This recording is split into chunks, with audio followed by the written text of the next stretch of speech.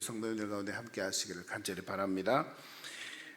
하나님의 사람과 하나님의 공동체에 고난이 없다거나 어려움이 없다 이렇게 말하지 않습니다.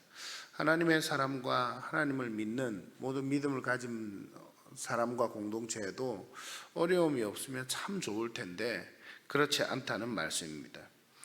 이스라엘은 현재 죄로 인해 고통받는 상태입니다. 그러나 끝까지 하나님은 내버려 두지 않습니다.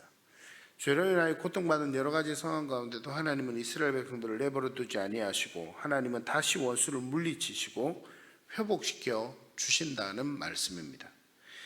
두려움이 아닌 믿음을 가지고 살아야 할 이유, 우리가 주님을 바라보며 승리자 대신 주님을 바라보며 믿음으로 나아가야 되는 이유가 바로 여기에 있습니다.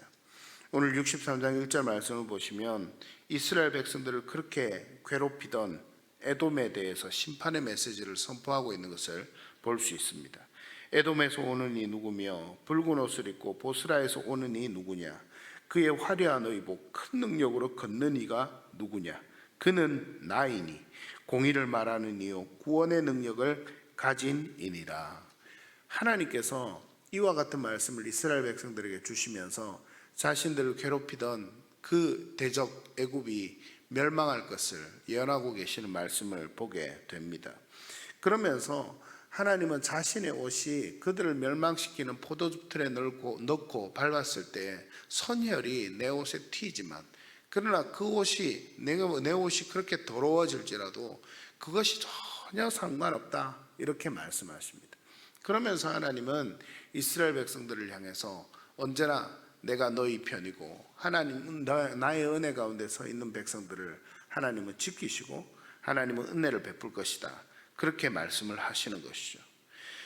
우리 성도님들 이 새벽에도 하나님을 향하여 기도하며 나아갈 때에도 두려움이 아니라, 우리 가운데 있는 어려움을 바라보면서 두려움을 가질 것이 아니라 주님을 바라보며 하나님께 오히려 깊이 있게 더 가까이 나아가는 은혜가 있는 이 새벽 시간이 되시기를 간절히 바랍니다.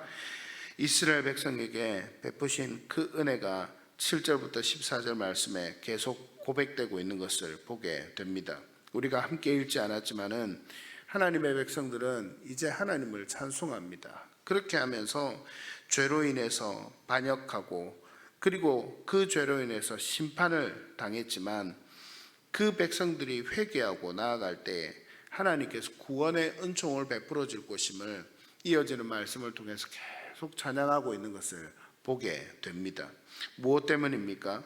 하나님의 은혜 가운데 회개할 수 있는 이유는 이스라엘 백성들을 12절 13절 말씀을 보시면 은혜를 기억하기 때문이다. 하나님은 우리에게 이와 같이 말씀하고 계십니다. 우리 성도님들 12절 13절 말씀을 한번 보십시오.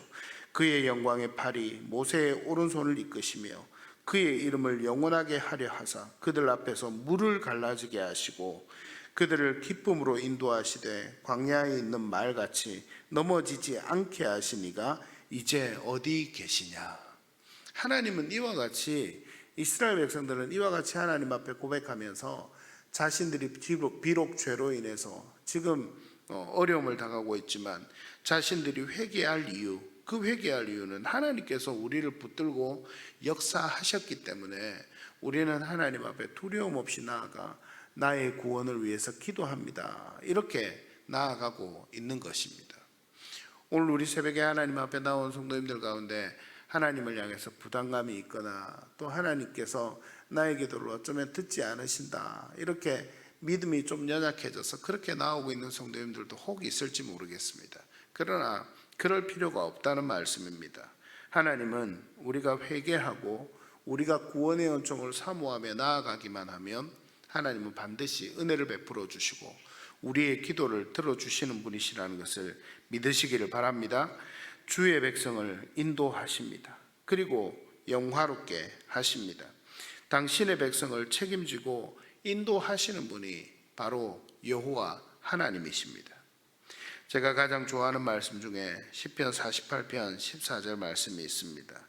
이 하나님은 영원히 우리 하나님이시니 그가 우리를 죽을 때까지 인도하시리로다. 아멘.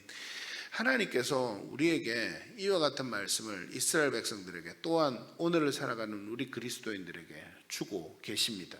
이스라엘 백성들을 붙드신 하나님은 오늘도 하나님을 믿고 구원의 은총을 사모하며 하나님 앞에 회개하며 나아가는 자들에게 하나님은 죽을 때까지 함께 하시고 인도하신다는 사실 반드시 믿으시길 바랍니다.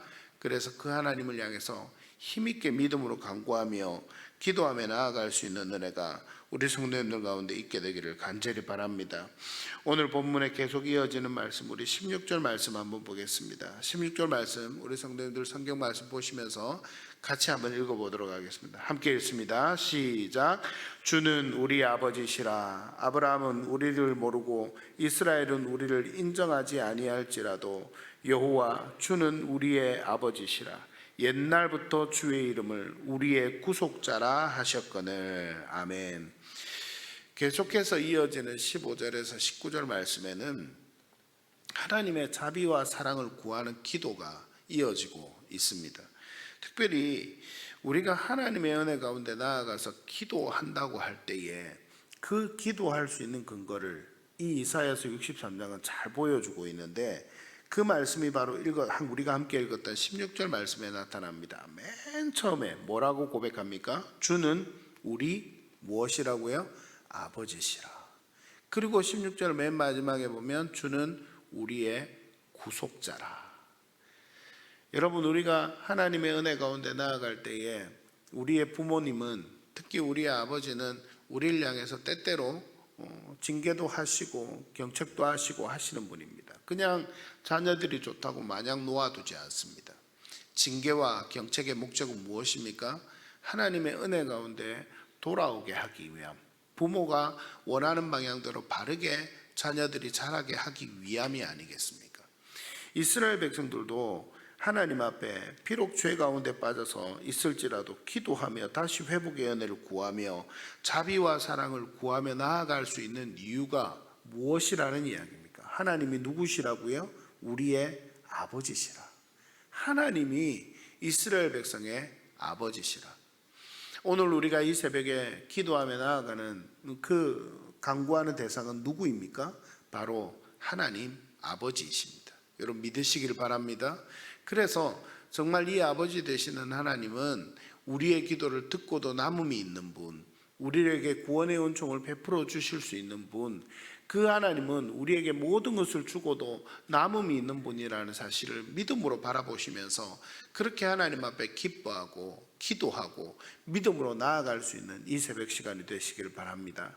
아무쪼록 오늘 하루뿐만 아니라 이 새벽뿐만 아니라 오늘 하루, 그리고 이번 한 주간이 이 아버지 되신 하나님의 은혜를 붙들면서 우리가 비록 어떤 어려움 가운데 있을지라도 하나님의 은혜 가운데 아버지 되신 하나님이 나를 붙들고 은혜 가운데 인도하실 것이다, 그 믿음으로 힘있게 일어서서 승리하며 살아갈 수 있는 우리 성도님들 되시기를 축복합니다. 축복합니다. 축복합니다.